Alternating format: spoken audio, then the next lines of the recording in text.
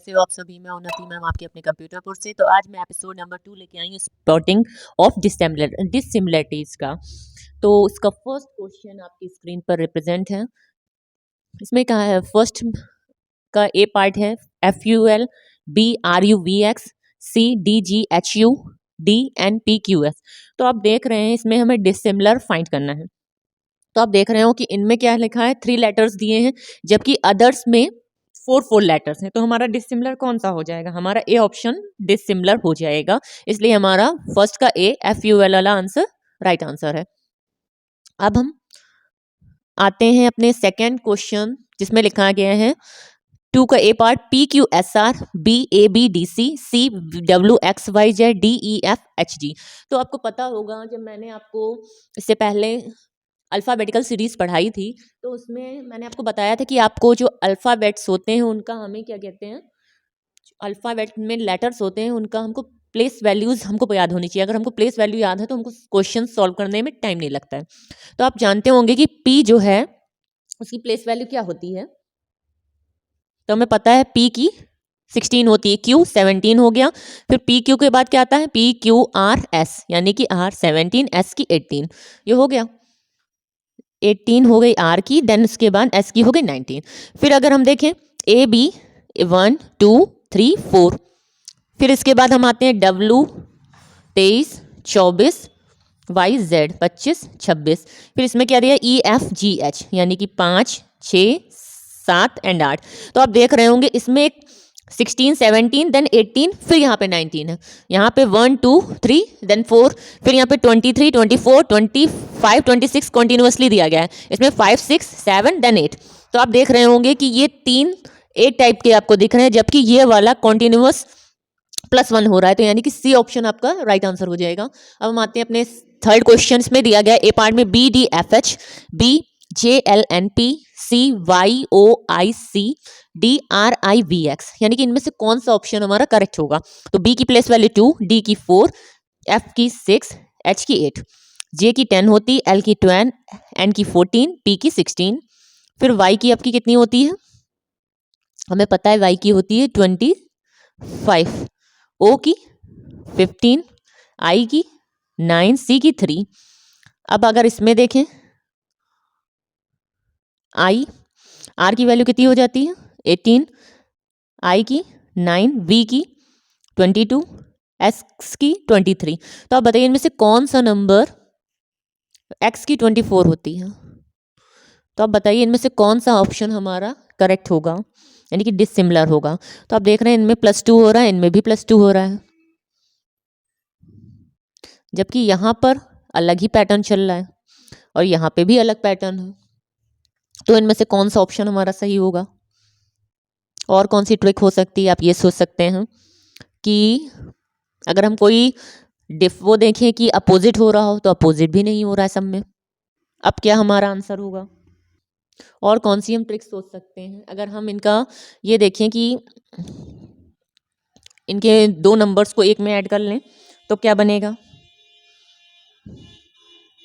तो इसमें कोई भी रूल नहीं बना, यानी कि ये ऑप्शन जो हैं सारे, इनमें जो 2 ऑप्शंस हैं वो कोई मैच नहीं कर रहे हैं, यानी कि इसमें आप कुछ मिस है। तो आप ये सेकंड वाला जो थर्ड ऑप्शन है उसको आप करेक्ट कर लीजिए। इसमें Y यहाँ पे क्या होना चाहिए, B होना चाहिए, B, और यहाँ पर आपका आएगा D, और यहाँ पे होगा आपका F।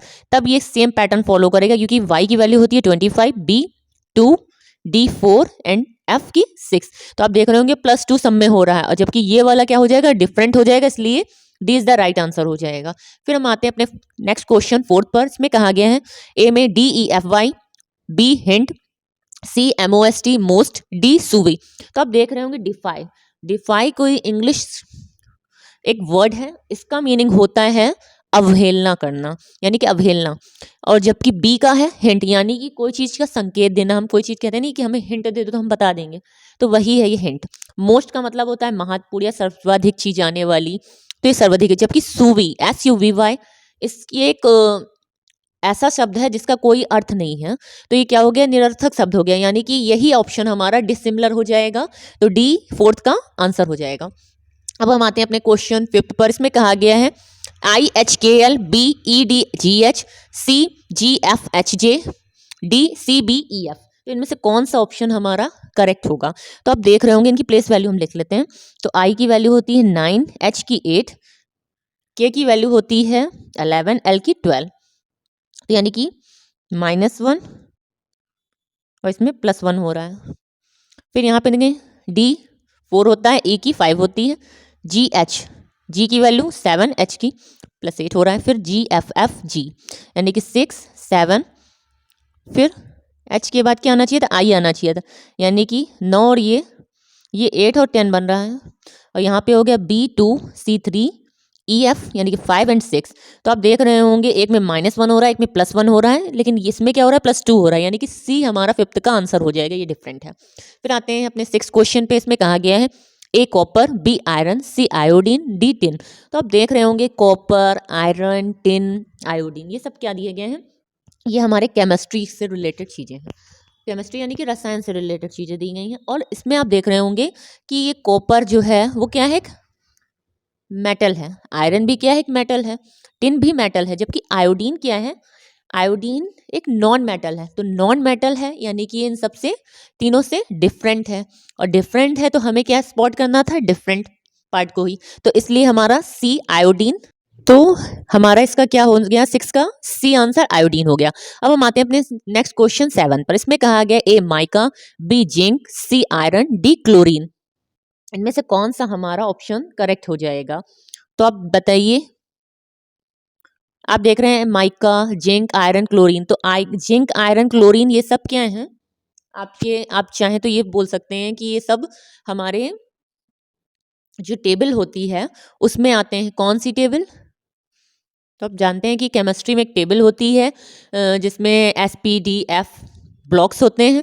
उनमें ये सब चीज़ें आपके जो एलिमेंट्स हैं वो आते हैं। जबकि माइका कोई ऐसा एलिमेंट नहीं है जो आपके केमिस्ट्री में आता हो। तो माइका डिफरेंट पार्ट है, इसलिए हमारा 7 का ए आंसर हो जाएगा। अब हम आते हैं अपने नेक्स्ट क्वेश्चन 8 पर। इसमें कहा गया ADGPT, BACERK, CABDEQ, DADIPY। इनमें से कौन सा डिफरेंट पार्ट होगा? तो अब सबसे पहले इनकी प्लेस वैल्यू नोट कर लेते हैं। A1, D4, G7, P की प्लेस वैल्यू होती है 16, T की 20। इसमें क्या हो गया? A में क्या है? 1, C में 3, E में 5, R का क्या होता है? 18, K का 10। फिर A1, 2, 4, 5, 17। इसमें 1, 1, 4, 9, P का हमारी कितनी प्लेस वैल्यू? 16, DY का 25। तो आप देख रहे हो इनमें से कोई रूल फॉलो नहीं हो रहा है। तो हम कुछ और ट्रिक सोचते हैं कि ऐसा कौन सा इसमें रूल लग रहा है। तो आप देखिए इनमें कोई वोवेल या कॉन्सोनेंट देखते हैं। तो हम देख रहे हैं कि इसमें अभी तक हमें एक वोवेल दिखा है। इसमें 1 एंड 2 टू वोवेल्स हैं। इसमें भी 2 वोवेल्स हैं। इसमें भी 2 वोवेल्स हैं। जबकि पहले वाले पार्ट में एक वोवेल्स हैं, यानी कि ये हमारा डिफरेंट पार्ट है। तो स्पॉट हमने कर लिया कि डिसिमिलर कौन सा है? 8वें का ए पार्ट, यानी कि ADGPT हमारा डिफरेंट पार्ट है। अब हम आते हैं अपने नेक्स्ट क्वेश्चन 9 पर। इसमें कहा गया CJQ, BAGA, CHOV, DELS। इनमें से कौन सा पार्ट डिफरेंट होगा? तो आप देखिए कि CJQ इनमें से क्या क्या हो रहा है। C की प्लेस वैल्यू होती है 3, J की 10, Q की 17, यानी कि +7 हो रहा है। फिर A में 1, 7, 1, H का 8, O का 15 होता है, V का 22 यानी कि +7 ये भी रूल फॉलो कर रहा है। E का 5, L का 12, S का 19 यानी कि +7। तो हम देख रहे हैं पहले मतलब A, C और D में +7 हो रहा है, जबकि B वाले में ये पैटर्न फॉलो नहीं कर रहा है। यानी कि पैटर्न फॉलो नहीं कर रहा है तो आपका क्या हो गया? ये डिसिमिलर हो गया। तो ये हमारा 9 का B पार्ट AGA आंसर हो गया। अब हम आते हैं अपने नेक्स्ट पार्ट 10 नंबर क्वेश्चन पे, जो कि आज की सीरीज का लास्ट क्वेश्चन है। इसमें कहा गया है ए पार्ट में स्पून, बी स्वॉर्ड, सी नाइफ, डी फोक। तो हमें पता है स्पून मीन्स क्या होता है? चम्मच। स्वॉर्ड मीन्स क्या होता है? तलवार। सी नाइफ यानी कि चाकू। डी फोक, फोक मीन्स क्या होता है? कांटा। कांटे से हम क्या खाते हैं? जैसे चौमिन हो गया, इस टाइप की चीज़ें जो होती हैं उनको हम फोक से खाते हैं। तो आप देख रहे होगे कि स्पून, नाइफ, फोक ये सब हमारे कहाँ मिल जाते हैं? किचन में मिल जाते हैं। जबकि स्वॉर्ड जो है, स्वॉर्ड तो हमारा किचन में नहीं होता, तलवार को हम किचन में अपने नहीं रखते हैं। तो ये क्या हमको दिख रहा है कि ये डिफरेंट हो रहा है इन सब से, क्योंकि स्वॉर्ड से हम क्या करते हैं? लड़ाई करते हैं। जैसे तलवार का यूज़ हम कहाँ करते हैं, युद्ध में करते हैं, फिर डिफरेंट डिफरेंट पार्ट में हम इसका यूज़ करते हैं, जबकि ये सब चीज़ों का यूज़ हम ओनली किचन में करते हैं, और भी चीज़ों में कर सकते हैं बट मेनली यूज़ इनका हम किचन में ही करते हैं। तो इसलिए हमारा B is the right answer. तो ये थे हमारी आज की सीरीज के कुछ क्वेश्चंस। तो इस टाइप के क्वेश्चंस की आप प्रैक्टिस कीजिएगा। अगर कोई क्वेरी हो तो आप मुझसे कमेंट बॉक्स में पूछ सकते हैं। Thank you class.